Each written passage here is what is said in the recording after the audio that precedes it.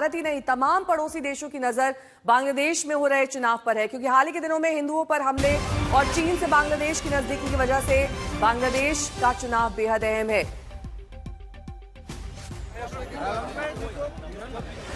भारतीय समय के मुताबिक सुबह 7:30 बजे से बांग्लादेश में वोटिंग जारी है, जो शाम 4:30 बजे तक चलेगी।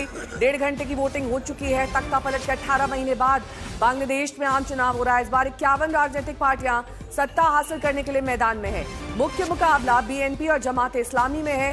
खालिदा जिया के बेटे तारिक रहमान को पीएम पद का सबसे बड़ा दावेदार माना जा रहा है। वो बांग्लादेश नेशनलिस्ट पार्टी यानी बीएनपी के नेता हैं। जमात इस्लामी पार्टी के नेता शफीकुर रहमान और एनसीपी के नेता नाहिद इस्लाम भी पीएम पद के अहम दावेदार माने जा रहे हैं।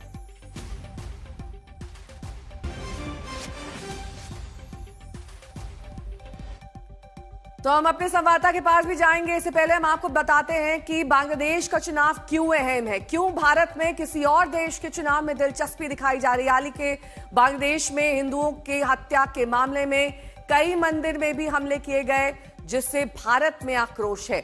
चीन से बांग्लादेश लगातार नजदीकी बढ़ा रहा है। इसे लेकर नई सरकार की नीति क्या होगी, इस वजह से भी भारत की दिलचस्पी है। बांग्लादेश से लगातार घुसपैठ की समस्या भी बढ़ गई। इंद्रजीत कुंडू मेरे सहयोगी जुड़ गए हैं तमाम जानकारी के साथ। इंद्रजीत, वहां की जनता भी इंतजार कर रही है एक स्टेबल गवर्नमेंट का, ऐसे में वहां पर वोटिंग का क्या आलम है?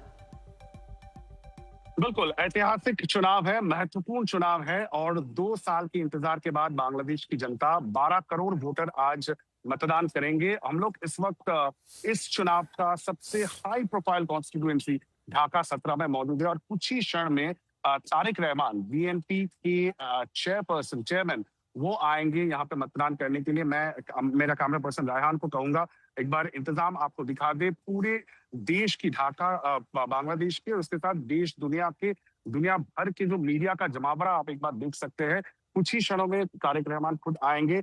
हेवी सिक्योरिटी डिप्लॉयमेंट किया गया है। बांग्लादेश के जो आर्मी पर्सनल है, उसके साथ साथ air force, navy, Ansar, border guard Bangladesh, सभी के जो पर्सनल है उनका डिप्लॉयमेंट किया गया है। और चूंकि खास है ये पोलिंग केंद्र, आपको दिखा दें, ये है Gulshan model high school and college. इस Gulshan model high school and college, इस केंद्र में, इस पोलिंग सेंटर में कुछ ही देर में तारिक रहमान आएंगे और यही कारण है कि ये बन गया है हाई प्रोफाइल केंद्र। आप देख सकते हैं किस तरह से और तारिक जिया का गाड़ी आ चुका है, आपको लाइव दिखा रहे हैं। तारिक रहमान बांग्लादेश नेशनलिस्ट पार्टी के चेयरमैन और पीएम पद के सबसे बड़े दावेदार उम्मीदवार, उनका कॉन्वॉय लाइव आप देख सकते हैं किस तरह से आज तक पर तारिक रहमान का कॉन्वॉय अभी घुसता हुआ दिख रहा है। ढाका 17 ये जो क्षेत्र है, चुनावी क्षेत्र है, वहां पे तारिक रहमान का जो कॉन्वॉय है वो आ पहुंचा है। लाइव आपको दिखा रहे हैं एक्सक्लूसिव ये तस्वीरें, ये एक्सक्लूसिव तस्वीरें आपको दिखा रहे हैं। उनके समर्थक उनको घेर चुके हैं, मीडिया का जमावड़ा है और कहीं ना कहीं सबकी निगाहें तारिक रहमान पे है कि वो ये मतदान करने के बाद वो क्या कहते हैं, ये बहुत महत्वपूर्ण होगा। मैं देख सकता हूँ मेहदी अमीन उनके सलाहकार वो गाड़ी से उतर चुके हैं और कुछ ही क्षणों में तारिक रहमान और मीडिया का जमावड़ा भी दिख रहा है। और मीडिया के जो कर्मी हैं वो लोग भी उनसे उनकी विजुअल्स लेने के लिए यहाँ पे कई 100 जर्नलिस्ट जो है, जो फॉरेन मीडिया है, प्रेस है, तो उनकी गाड़ी वोट केंद्र के अंदर ले जाने की कोशिश हो रही है। हेवी सिक्योरिटी है लेकिन सबकी निगाह है तारिक रहमान जो बीएनपी के मुखिया है उनकी तरफ इस वक्त है। Gulshan model high school and college, यहाँ पे अब तारिक रहमान की एंट्री हो चुकी है। वो वोट केंद्र में घुस चुके हैं, दरवाजा बंद कर दिया गया है। ये आप देख सकती है विजुअल्स लाइव आपको दिखाया जा रहा है। आज तक के दर्शकों को हम दिखा रहे हैं ये लाइव विजुअल्स, बहुत ही महत्वपूर्ण है ये चुनाव।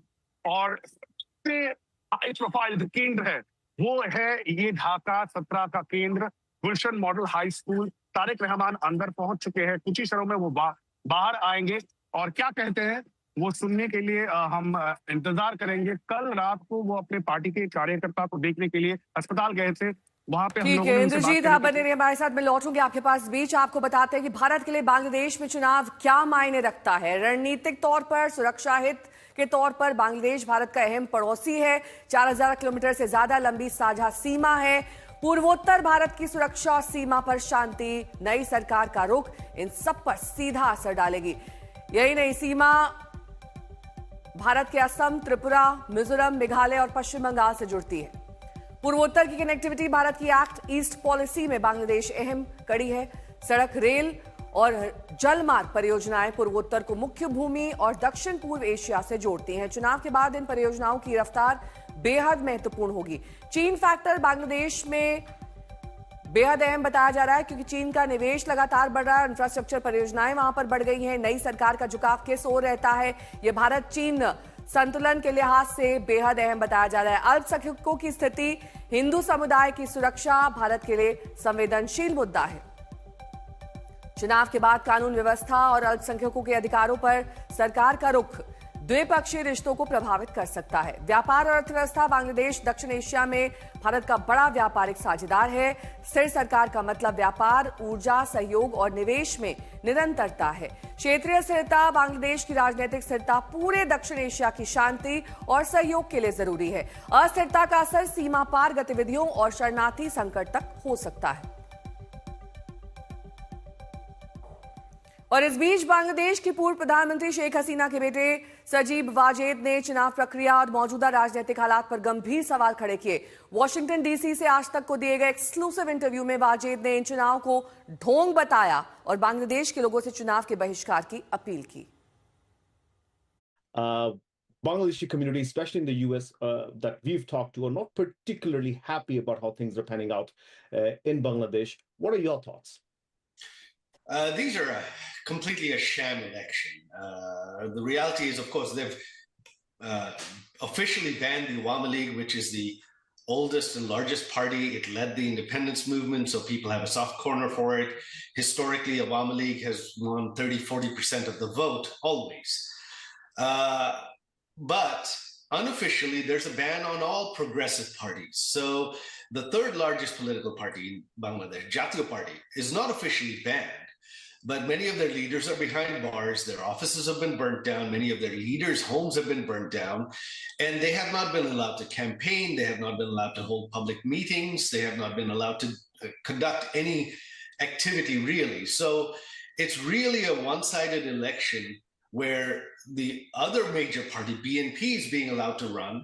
And the Islamist party, who typically only had 5-10% of the vote, they're essentially being given an open field to play against, so that they gain an outside number of seats in parliament, far more than they would in a real election.